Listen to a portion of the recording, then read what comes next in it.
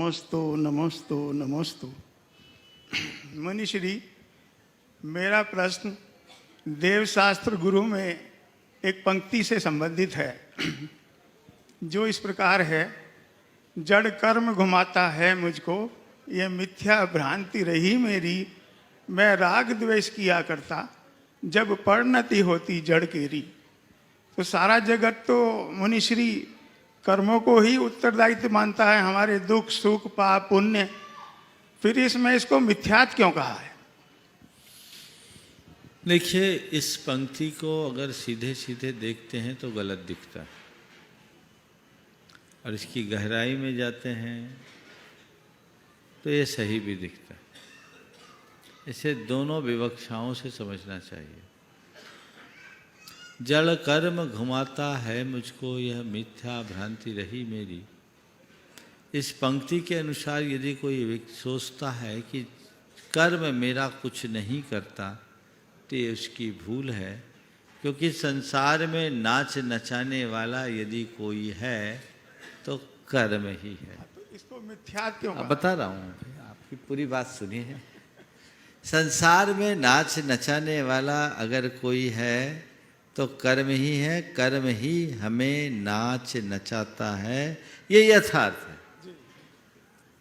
आचार्यों ने लिखा है, आचार्य कुंद कुंद ने ही लिखा कि ये कम्मम नाम समक्षम अभिभूयम नर नारय त्रिसुराकुणई। कर्म जीव की शक्तियों को अभिभूत करके उसको नर नार की त्रियंच और देव रूप बना देता है। का पुब्बा सती पुग्गल कम्मस ए ऋषि, का पुब्बा दिशदि पुग्गल कम्मस ए ऋषि सत्ति, केवल नान सहावो समप्यो तेन जीवस्य। पुद्गल कर्म की कैसी अपूर्व शक्ति दिखती है कि उससे जीव का केवल ज्ञान स्वभाव भी नष्ट हो जाता है। पर ये सामान्य कथन है। कर्म हमारे लिए नाच नचाता है, ये कथन सामान्य है। क्यों? अगर कर्म ही हमें इस तरह से खेल खिलाते रहे तो हम कभी कर्म से मुक्त होएंगे ही नहीं। कर्म हमें कष्ट देता है, कर्म हमें दुख नहीं देता। कर्म हमें गति से गत्यंतर में घुमाता है। कर्म के कारण जाते हैं, लेकिन हमें दुखी करने वाला कर्म नहीं, हमारे भीतर का अज्ञान है, जो हमारे अंदर का राग द्वेष मोह रूप परिणाम है। हाँ, इसमें आता ना, मैं राग द्वेष किया करता। मैं आपसे पूछ रहा हूं कि गज कुमार मुनिराज के सिर पर सिगड़ी जला के रखी गई, ये सिगड़ी किसने जलवाई? कर्म।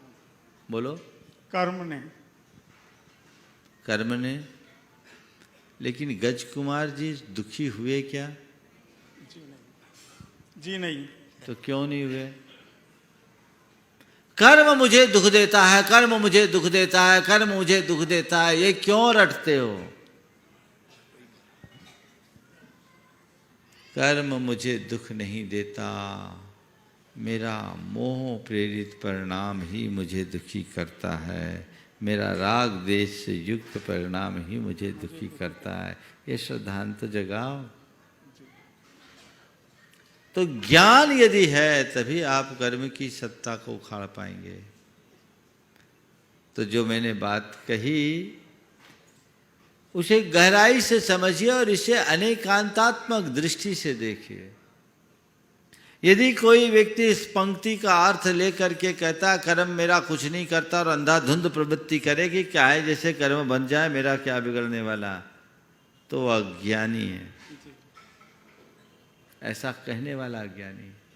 लेकिन कर्म का उदय आ गया, अब मैं क्या करूं, अब मैं क्या करूं, अब मैं क्या करूं, अब तो मेरा कुछ हो ही नहीं सकता, मैं हो ही नहीं सकता। उसको कहेंगे कर्म तेरा कुछ नहीं बिगड़ेगा, तेरे पास आज इतनी बड़ी ताकत है कि तू कर्म की जड़ उखाड़ के फेंक सकता है। जाग, अपनी चेतना को जगा और कर्म का रोने की जगह कर्म की जड़ उखाड़ने की में ताकत लगा। जब तक तेरे परिणाम नहीं बिगड़ेंगे कर्म तेरा कुछ नहीं कर सकता। ये दृष्टिकोण रखिए। एक ध्यानी मुनि जब ध्यान में होते हैं तो वो एक ही बात जानते हैं कि कर्म की सत्ता से बड़ी धर्म की सत्ता है। कर्म को परास्त कर देगी। कर्म की सत्ता से बड़ी धर्म की सत्ता है। मेरे पास मेरा धर्म है और मैं कर्म की जड़ उखाड़ के छोड़ूंगा। कर्म अपना काम करे, मैं अपना काम करूं। कर्म के उदय में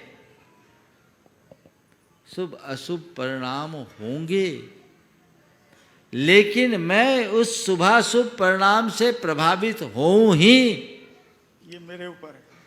ये मेरे ऊपर है। क्रोध का उदय आया, मैं क्रोध करूं। बिना क्रोध के उदय के क्रोध कोई नहीं करता, पर क्रोध का उदय आने पर मैं क्रोधित होऊं ही, ये जरूरी नहीं है। अगर मेरा बोध जागृत है तो मैं कहूंगा पुग्गल कम्मम को हो तस्य विभागोदवो हवदियेशो नहु एस मज्ज भावो जानग भावो दुअहमिको। समय सार कहता है ये पुद्गल कर्म रूप क्रोध है जिसका विपाकोदय दिख रहा है, पर ये मेरा स्वभाव नहीं है। मैं तो मात जानने रूप हूँ, मैं तो मात ज्ञायक स्वभाव हूँ।